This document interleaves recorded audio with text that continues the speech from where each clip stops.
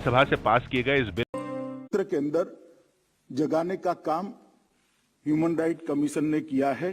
इसलिए मैं प्रतीक के तौर पर आज के अध्यक्ष जस्टिस मिश्रा को इस अवसर पर बहुत बहुत बधाई देता हूं और ह्यूमन राइट कमीशन के सभी लोगों को भी और इसके साथ जुड़े हुए एनजीओ को भी ये जागृति जगाने के लिए बहुत बहुत बधाई दे रहा हूं।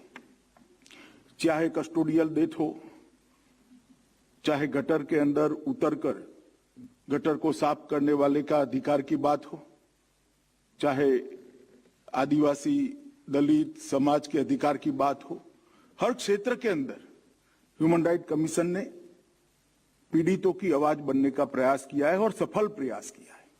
और मैं मानता हूं कि यात्रा आगे पर भी चालू रहेगी, जारी रहेगी और भारत के अंदर ह्यूमन राइट के क्षेत्र में जो अच्छा काम हुआ है इसको और अच्छी तेज गति से हम आगे बढ़ाएंगे।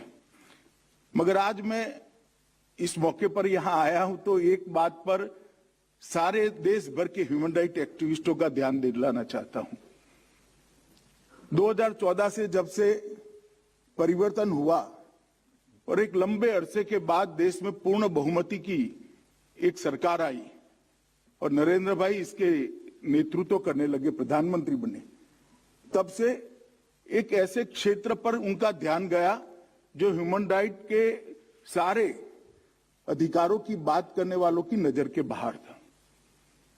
इस देश के 60 करोड़ गरीब, इस देश के 60 करोड़ गरीबों को भी समानता का अधिकार है, समान जीवन जीने का अधिकार है और आजादी तभी सही मायनों में मानी जाएगी जब एक 60 करोड़ गरीब अपनी बुनियादी सुविधाएं प्राप्त कर लेंगे। हमारा संविधान ये 60 करोड़ लोगों को भी बुनियादी सुविधा मांगने का अधिकार देता है, बुनियादी सुविधा प्राप्त करने का अधिकार देता है, मगर इस पर किसी की नजर नहीं गई थी। सिर्फ 7 साल की अल्पकाल की यात्रा के अंदर जो 60 साल में नहीं हुआ था वो हुआ है। आज इस 7 साल की यात्रा में 10 करोड़ परिवारों की महिलाओं को शौचालय का अधिकार देने का काम नरेंद्र मोदी सरकार ने किया है। लगभग 2 करोड़ घरों में और 2 करोड़ नए बने हुए घरों में कुल मिलाकर 4 करोड़ घरों में बिजली पहुंचाकर उस घर के बच्चों को और उस घर के बूढ़ों को पढ़ने का और अपनी बीमारी में आराम के साथ जीने का अधिकार बिजली पहुंचाकर नरेंद्र मोदी सरकार ने दी।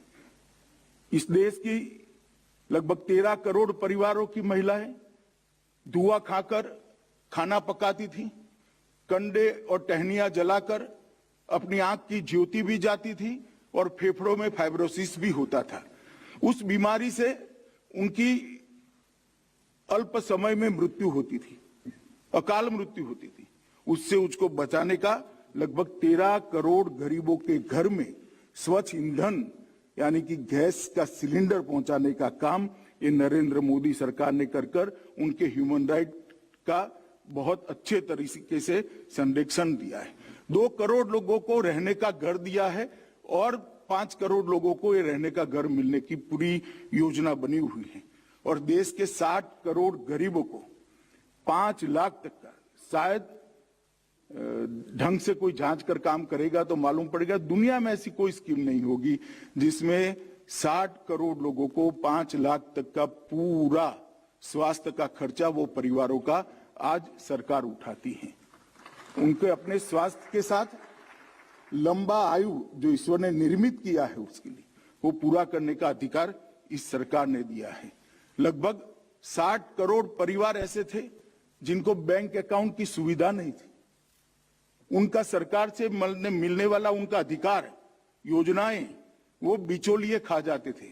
आज बैंक के अंदर लगभग 60 करोड़ परिवारों में बैंक अकाउंट पहुंचाकर डायरेक्ट बेनिफिट ट्रांसफर स्कीम के द्वारा उसका पैसा उसके बैंक अकाउंट में जाकर लांच रिश्वत से बचने का बहुत बड़ा मौका नरेंद्र मोदी सरकार ने दिया है। और इसके साथ एक दिव्यांग नाम देकर एक अलग कंसेप्ट, सम्मान का भाव पूरे देश के अंदर जनरेट करने का काम भी नरेंद्र मोदी सरकार ने किया है। और देश की कोई भी ऐसी सुविधा नहीं है, चाहे राज्य सरकारों की ऑफिस होगी, चाहे केंद्र सरकारों की ऑफिस होगी, या ट्रांसपोर्टेशन के कोई भी मीन्स होंगे, कोई भी ऐसी सुविधाएं नहीं है जहां दिव्यांग की चिंता नहीं की गई है। कोई भी ऐसी सरकारी परिपत्र नहीं है जहां दिव्यांग की चिंता नहीं की। इस देश के दिव्यांग, ट्रांसजेंडर, न जाने कितनी ऐसी लोगों को पहली बार ऐसा मालूम हुआ है कि हमारे लिए भी कोई चिंता करता है। संविधान ने